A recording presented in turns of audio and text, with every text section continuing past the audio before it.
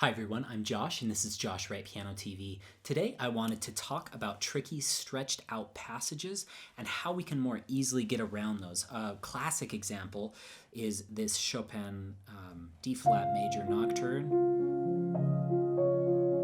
Beautiful piece, one of Chopin's most beloved works, and there's this passage that goes like this.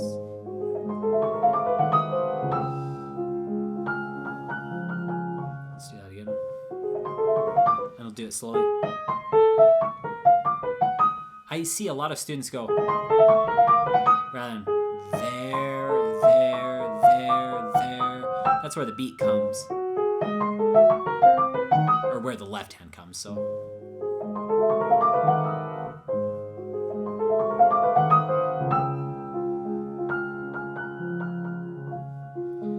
And I've never played Schumann's Carnival, but I have been teaching it to one of my master's students at the university. And there's this passage, I believe it's bar 106, that goes...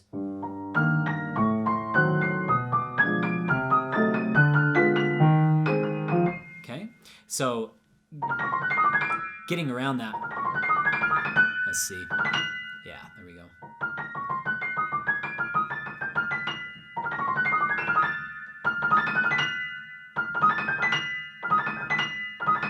How do we get around that? I'm going to show you a few different ways of approaching this. Okay, so the first thing is I like to use rotation, and I want to explain why. A lot of people say use rotation, it'll loosen up your hand, but I've never really articulated this well to students. And the reason is when your hand is straight on into the fallboard, like a finger is playing and it's straight in, because look at like just 5-finger positions. Most of the fingers are all kind of pointing at this fallboard, so it feels really good.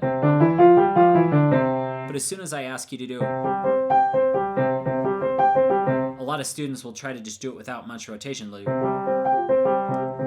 And the reason their hand tightens up is they don't have enough rotation, and that the hand isn't pointing straight on. The more the hand can point straight onto that fallboard, I think the more comfortable the position is. So if you start over here, thumb's pointing straight on. If you rotate, third finger's pointing straight on. Pinky's pointing pretty much straight on if you rotate up, and then reset the hand there. And it feels really good. And you can do these little pieces. So I would just take one, and then, okay, and then I would do groups of 2. Okay, now let's stagger that group of 2. So we'll just get rid of that first one, and then tell that feels good. And then, okay, and let me see this left hand real fast.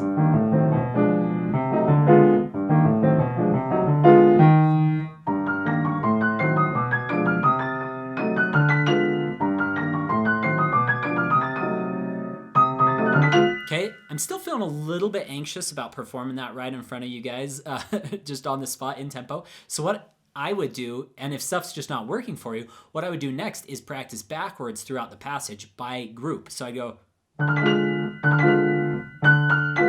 just that last little figure. Now this one. Now this one.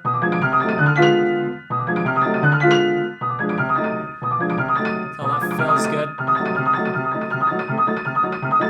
Maybe staccato in the left hand, just for practice, obviously.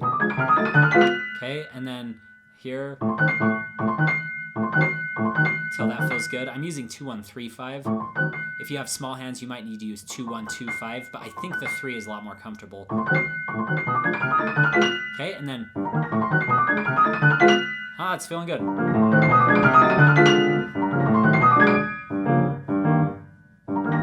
Let's see.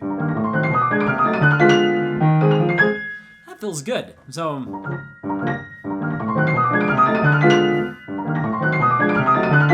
And just stay on that until that feels good.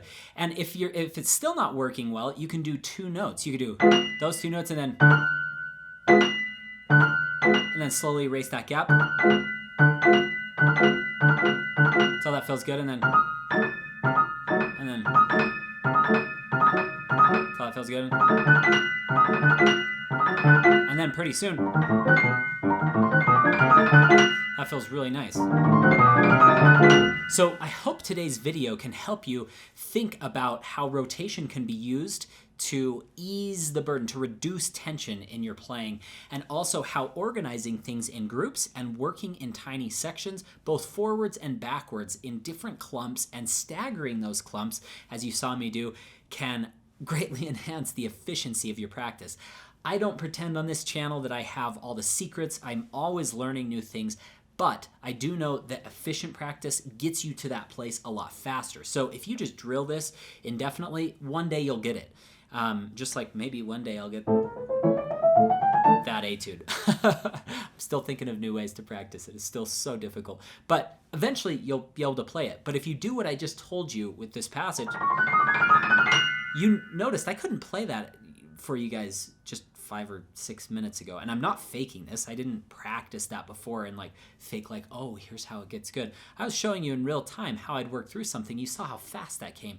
Now I have had experience with passages like this, so it's not like it's a foreign concept, but the more you add these skills to your arsenal, the better you will get at getting them good quickly. So if any of you have any questions, let me know. I'm going to leave a couple of links in the description below. The first one is for a webinar with 10 of my favorite tips. They will further reinforce what we did today. If you haven't had a chance to watch that, highly recommend it. And then I will also leave links for 2 of my courses in the description below if you want to take your studies even further, even deeper, with a lot of tutorials on many different concepts and pieces. So if any of you have any questions, again, my email is josh@joshwrightpiano.com. I wish you all the best for a great week of practice. See you next time.